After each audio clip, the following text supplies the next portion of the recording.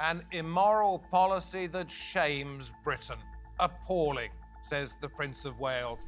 But Boris Johnson's government says it will push ahead with plans to deport asylum seekers, despite the last-minute intervention of the European Court of Human Rights to stop the flights to Rwanda.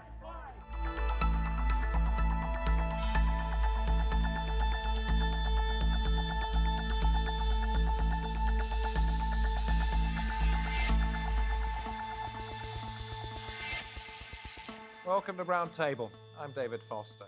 Well, originally 37 people were due to be on the flight last Tuesday, but legal challenges reduced that number to about 7 before the European Court of Human Rights stepped in and the flight was cancelled. The flight is estimated to cost more than $600,000 and has already been paid for by UK taxpayers. Downing Street justifying the costs by saying that immigration costs the UK taxpayer $1.8 billion every year. It plans to make an initial payment to the Rwandan government of roughly $145 million. This government will not be deterred from doing the right thing. We will not be put off by the inevitable legal last-minute challenges, nor we will allow mobs, Madam Deputy Speaker, to block removals. Amnesty International UK has called out the government for, as it puts it, sending people to another country, one with a dismal human rights record, for asylum processing, the very height of irresponsibility. The UK government said it would not be deterred in continuing with its plans. But what does this mean going forward? Well, in London, we welcome Fahad Ansari, Director and Principal Solicitor at Riverway Law, specialising in immigration, asylum and nationality law. Parvati Nair joins us, Professor of Cultural and Migration Studies at Queen Mary University in London, and in Luton in the UK, Rakib Ihsan, Social Policy Analyst and Writer. Welcome to you all. Rakib, I'm going to come to you first of all. You don't like those people who object to this scheme. You've called them self-righteous and sneering so-called human rights activists. But what I'd like to know is what evidence you have that something like this actually works. Well, I think that firstly I'd make the point in terms of the UK-Rwanda migration partnership. On first principles, I would prefer a domestic-rooted alternative, if truth be told. I think that looking at the partnership itself, I think the issue of deterrence, at the moment, the evidence is clear. It is not acting as a deterrence. And that will be largely because of the fact that when you're looking at how it works, ultimately the deterrence element of it is based on the fact that there are going to be successful flights, which include illegal migrants being relocated to the East African country of Rwanda. I think that when I talk about the sneering, it is very true that Rwanda is hardly an oasis of liberal democracy. But I do think that some of the commentary surrounding Rwanda, which is an aspirational, fairly recently joined member of the Commonwealth, has been somewhat simplistic. It has progressed a great deal since the 1994 civil war, which descended into full-blown genocide. It's made notable forms of economic, social, and political progress. So when you mentioned the sneering, that was my main point. Okay, but you actually have, sorry to interrupt you, no evidence at the moment that this sort of scheme works. Are you aware of some of the dangers, citing the Australian example of putting people on Manus and Nauru, 2 islands off Australia? The British Medical Association, Médecins Sans Frontières, and Doctors in the World UK, to name but a few, have talked about cumulative rates of depression, anxiety, PTSD, the indefinite nature of their detention, the greatest mental impact. Children as young as 9 found to have suicidal thoughts, and they put this at the end: will the same things happen to those forcibly deported to Rwanda? It's a risk. Well, absolutely. As I said, on first principles, I think it's unfortunate that we've got to the stage that the government has decided to go down this road of the UK-Rwanda migration partnership.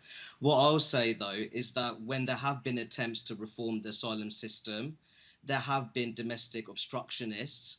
And I think all too often when we're looking at the debate about safe and legal routes, I think that in my view, that you have people there, they don't understand that in order to have a well-functioning asylum system, there has to be a degree of prioritisation. Ultimately, I want to see those most at risk of persecution in their homelands to be prioritised by a radically streamlined asylum system, which has social cohesion and public security at the heart of it. Okay, Parvati, I'll come back to you in a little while if I may, Rakib, on that one. But Parvati, I want to quote something that you've written. Research shows that plans like these are a strategy of empowerment for already powerful nations. I haven't come across that research. Whose is it? I think there's plenty of research out there on border policies and the evolution of securitization around borders in what I would call the global north, in what many call the global north. I mean the more powerful, economically advanced nations of the world. Europe, the European frontiers being one of them, and of course the UK borders being another. So I think there's plenty of evidence out there. Well, but you've actually called it a strategy of empowerment for already powerful nations, as though they use it as a means of subjugation. I would say that this particular deal, the UK-Rwanda deal, is a case in point because it has been framed as a deal to do with migration and economic development. Now, we all know that Africa and Rwanda, for example, is rich in resources. There is plenty of business to be had with Rwanda, and I agree that Rwanda is very much an aspiring nation that is working within this framework, but not necessarily towards its own longer term good. Because I think there is, again, plenty of evidence to suggest that when Western nations set up these multinational corporations and their offices in these countries, the profits actually run back to the global north rather than actually be invested in the locality, in the region, in the nation. Okay, so the government at the moment has paid $150 million thereabouts as a down payment to Rwanda. Aren't you suggesting that the British government is going to get more out of this than Rwanda? Ultimately, yes. In what way? It is part of economic development framework, and I think there was a, there is an Africa strategy in terms of British foreign policy that is very much around, shall I say, sort of setting up business links, partnerships with Africa, and I think it is highly debatable as to what extent the direct and long-lasting benefits will be to Africa itself. Let me come to you, Fahad, and I'm going to ask you where we are in terms of the legal challenge to this. So, as it stands, no court, neither the British court or the European Court of Human Rights, has actually ruled on the legality of the policy. What has happened is the High Court in London has ruled that it's an arguable tribal issue that needs to be considered properly in the next few weeks. What happened so just let me short circuit this a little bit, if I may, and I know you've got the legal background and knowledge about the entire thing, but what happens next? What happens next is the High Court is going to hear evidence on whether the policy is lawful or not. They'll make a decision on that next month. And inevitably, whoever loses is going to appeal that. It's going to go all the way up to the Supreme Court, who will then ultimately make a decision on the legality of the policy. Sorry, carry on, please. Sorry, that process could take years to conclude, during which time it'll be highly unlikely that any plane is going to be taking asylum seekers to Rwanda. Therefore, perhaps the next logical step is for Britain, the UK, rather, to follow through on its threat to leave the European Convention on Human Rights and do what it wants. Well, there's so many problems with that. The last country to withdraw from the European Convention on Human Rights was Russia this year. And the only other country out in the entirety of Europe is not a signatory to the convention is Belarus.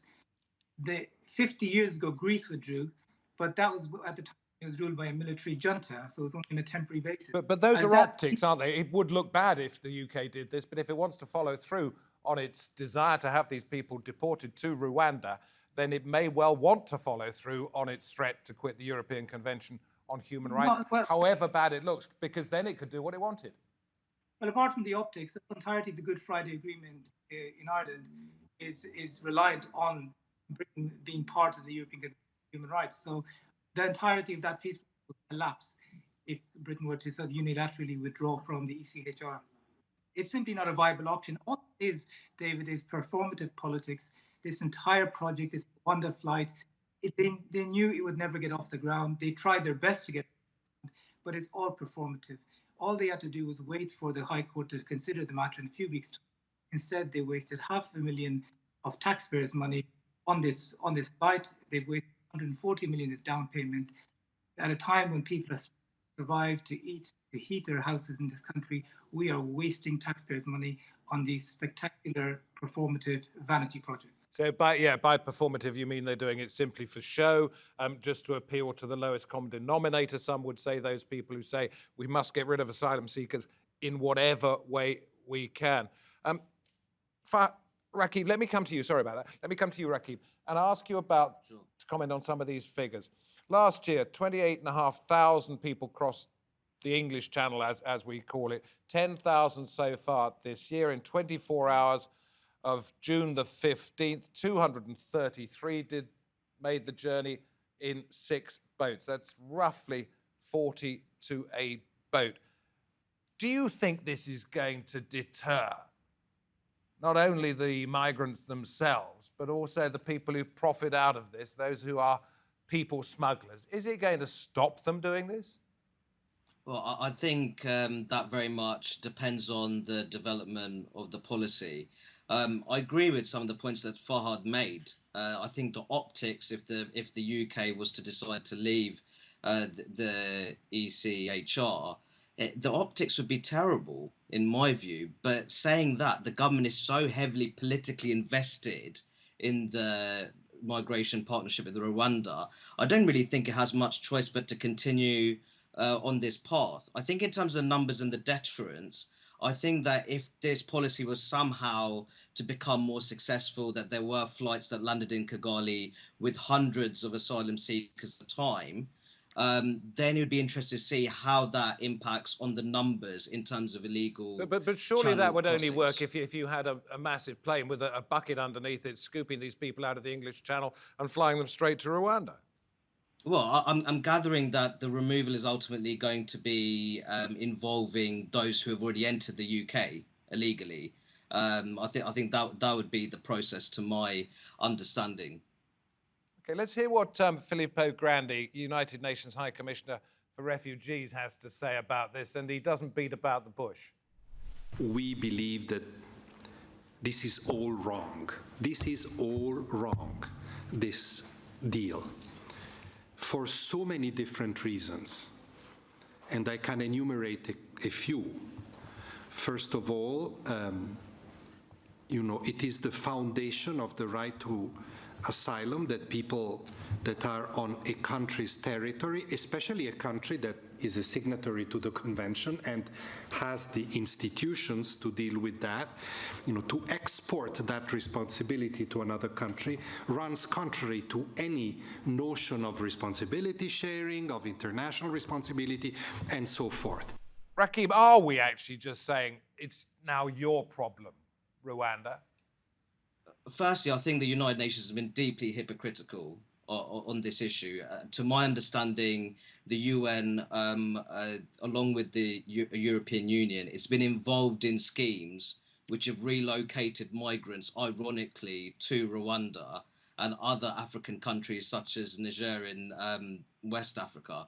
So I think that the UN here, there's a degree of hypocrisy from that particular institution over this particular matter. Let me come back to you, Parvati, on this one. And carry on. Yeah. Comment. I think that when we talk about the UN system, it's a very broad system with multiple agencies. And as someone who worked in the UN myself and was directly involved in the drafting of the Global Compact for Safe, Orderly and Regular Migration, I can say that I think we need to distinguish here very clearly between UNHCR and IOM. They have completely different IOM priorities. being the Institute of Migration, UNHCR being the United Nations High Commission on Refugees? It's not the institute.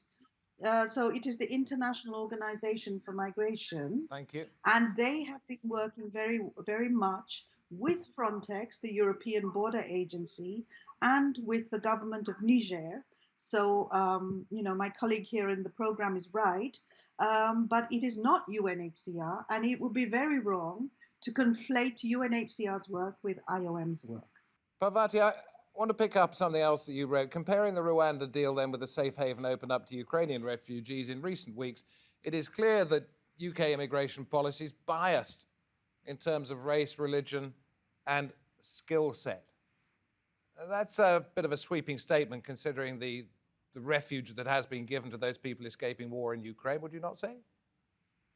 No, I am delighted that we are offering refuge to those who have, have experienced terrible situation in Ukraine or in any conflict zone. But it is very interesting to see that while people who are also from long-standing conflict zones like Syria, and post-conflict countries such as Iraq, are those who have been most directly affected by this plan to deport them, is happening. While that is happening, on the other hand, the British public have the possibility of opening their homes and their hearts to the Ukrainian people. Why is that so? You tell me why. Well, I'm wondering whether it's biased in terms of race, religion, and skill set. So please tell me why. I mean, why did we not have the same policy to have the possibility of offering a room in our house to Syrians? Okay, well, Fahad wants to throw a point in here. I mean, that your Parvati, Boris Johnson is on record as saying that there will be no Ukrainian who arrives in the UK illegally will be sent to Rwanda. Why has there been an exception made for Boris Johnson, for the Ukrainians? We're talking about safe, legal routes as an alternative to these spectacular policies that Patel keeps coming up with. They have these safe. Over 60,000 Ukrainians have arrived already in the UK. In terms of Hong Kong, over 14,000, and these teams are uncapped. The people coming from those zones are coming in, they're being welcomed, they're being given access to benefits, they're being access to accommodation, they're given the right to work. Contrast that with the refugees arriving from the global south, places like Syria, like Afghanistan, like Iraq, Yemen, Eritrea. What's happening to those refugees? They're trying to ship them off on a plane to Rwanda without even processing the plane. Those of them, even until now, this hostile environment that Theresa May manufactured when she was secretary continues to haunt us, because those who are here are not allowed to work, they're not allowed to access benefits, they're not allowed to integrate in any way. So when certain people talk about refugees not integrating, well, you have to look at the system that is there, a system that favors white refugees and allows them to integrate, encourages them to integrate, and welcomes them at every street corner, but at the same time, systematically oppresses and discriminates against Black and brown refugees in the global south. That is the fundamental reason why there's a lack of integration. I'm going to play in something from the UK Prime Minister. I'll come back to you, Parvati, in just a moment, but this is Boris Johnson on what choice do we have? I think what opponents of the policy have to say is, well, what is your alternative? What is your alternative to people being shipped across the channel in very frail, unseaworthy dinghies, risking their lives and undermining the rule of law? What's your alternative? We think it's a sensible partnership we've set up with Rwanda. Parvati, what is the alternative? You have to come up with some idea, don't you? The alternative is staring us in the face, David. We've offered the alternative to the Ukrainians. Why aren't we offering it to others? That is my question to you. Well, it's not for me to answer the questions. It's for you to give me your reasons why you say that. Okay, well, I am saying to you that I think this is a valid question. It's a valid question which should shed some light on your question, which is that we actually do have a working alternative. You can, as a government, in fact, you have an obligation within the international community to open safe pathways to people in distress. Are you saying, you have an obligation? Are you saying that anybody who manages to get to the UK, whether it is the 233 that came across in 4 small boats in the course of the last week, anybody who does that, the 10,000 already this year, should be free to stay no matter what? Just like the Ukrainians. I'm not saying they should be free to stay. I'm saying they should have the right to have their cases considered by due legal process. And what if they're rejected? Sorry, I couldn't hear you. What did you say? Rakib, sorry, carry on. Ask that again. No, I think that just this whole the whole debate about Ukrainian refugees versus refugees from the Middle East, I think that, to be quite honest, there is a bias there, and I think that's mainly down to geopolitics. I think that the UK, a fundamental pillar of its post-Brexit foreign policy, is looking to develop its influence in Eastern Europe. And I think one way it's looking to do that is by implementing this liberal refugee policy when it comes to Ukrainian citizens. So I do think that there is that difference there, and I do think it's somewhat driven by geopolitical dynamics. Okay, Fahad, there was something you wanted to say, and then I've got a question to put to you. Yeah, I said that the premise of your question was wrong. I think what Pravati is getting at is you have a safe legal route by an organized resettlement scheme that is available for Ukrainians, and that has been implemented very quickly over the last few months, which over 60,000 have arrived. Why can that not be rolled across the board to people from Syrian to Uyghurs, from China to the Rohingya in Burma, in the same manner, which then takes away the need to get on a dinghy and to get on a small boat and come across the English Channel. If those safe routes were in place, those safe legal routes, which the government has shown it is able to implement, then there'd be no need. Then that is the way to human traffickers. That is the way to stop people smuggling. But the more restrictive measures are put in place, the higher the demand will be to find someone to help you get those. That will not stop people. I can guarantee this. If a plane was to go to Rwanda with some asylum seekers, they will come back, and they will be on a boat, and they will come back. They'll just have to pay extra money, higher amounts of money, and profit even make more money. There's a symbiotic relationship between the government's restrictive measures and the demand for these human traffickers. Okay. Ultimately, this is about Rwanda. So let's hear from the government over there and what they think they're going to get out of it. Rwanda is proud to partner with the UK on this innovative program that's intended to address the global migration crisis, which is causing untold suffering to so many and enriching criminal human smuggling networks.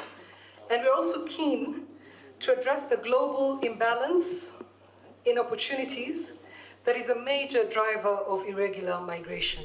Do you know what sort of conditions these potential deportees are going to face when they get to Rwanda? Because first of all, I saw a reasonable picture of a school that was going to be used to house them. But then when we were looking at the Manus and Nauru stuff, they were saying it was the indefinite amount of time that they had to spend in these places, no matter how good they were, that was the real problem. What happens to them once they get there? The issue is how they're going there for a reason to have their asylum claims processed. Yeah. Now, I looked at the Home Office's own memorandum on Rwanda in relation to this policy that they published last month. And they talked about the fact that the government in Rwanda does not provide free legal assistance to asylum seekers at the initial stage when they claim asylum, or at the first appeal stage. It's only at the second appeal stage, when it goes to the High Court, where they'll have their chance to get a legally aided lawyer. Now, but let me stop you there for just a second. Are the Rwandan authorities going to think the more we process, the quicker we do it, the more we're going to get some more money from the British government for the next plane load? I mean, I can't speculate on that. What I will say is that in the same document that the Home Office produced, it says that you can still get advice from an NGO called the Legal Aid Forum, which has a grand total of 15 specialized immigration lawyers. 15. That's the sum total of these voluntary legal aid lawyers who will be there to help the hundreds of asylum seekers we're going to send to Rwanda. It's just untenable. That's just their claim. There are no interpreters. In terms of how the Rwandan government treats refugees, again, quoting from their document, they talk about the fact that there's intimidation, surveillance, arbitrary arrest, detention, enforced disappearance, assassinations, targeting of human rights journalists. But they go on to say, most reports of violations are against Rwandan nationals who are critics of the government. So that's okay then.